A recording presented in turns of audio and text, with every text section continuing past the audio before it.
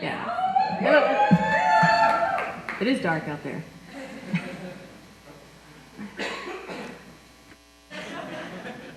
India is like a river that's been flowing uninterrupted for thousands of years, allowing one to step back into an ancient time.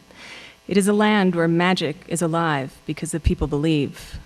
Every morning in India, millions of people awake with devotional acts of singing, chanting, mantra, and meditation. Along the banks of the holy rivers, flowers, incense, and candles are offered in early morning ritual, filling the air with sweet smells and the smoke of prayer. As the sun rises and sets, ancient sounds are invoking the gods and goddesses, constantly inviting spirit and prayer into daily lives. This is the soul of India. As I traveled throughout India and Southeast Asia, I experienced magic beyond my wildest imagination.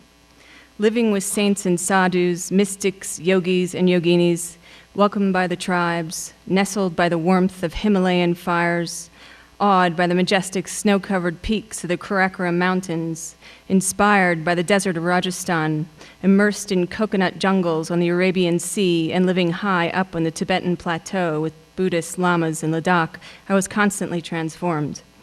And while meditating and studying in Shiva's ancient holy city of Varanasi, in the presence of Guruji Vagishastri, a yogi with awakened energy, I experienced a powerful personal transformation that profoundly affected my spirit, my consciousness, and my entire being, so that when I returned to the US to teach Qigong, I did so from a new place within my soul.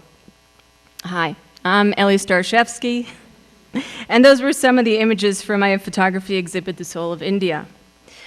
The journey that I shared with you was the most transformative time in my life, which has informed everything I've ever done since, including how I approach Qigong, cultivated my own energy, and share with my students. After my return from India, I immersed myself into Wudang Qigong and Tai Chi.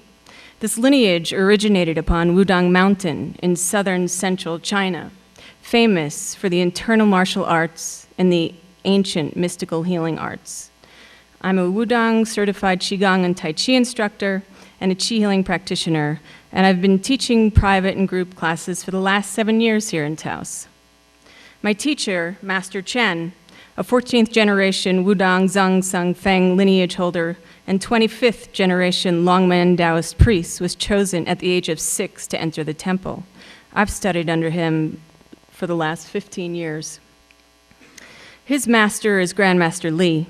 She left her body at 130 years of age, and her departure was said to be a magical, mystical dream.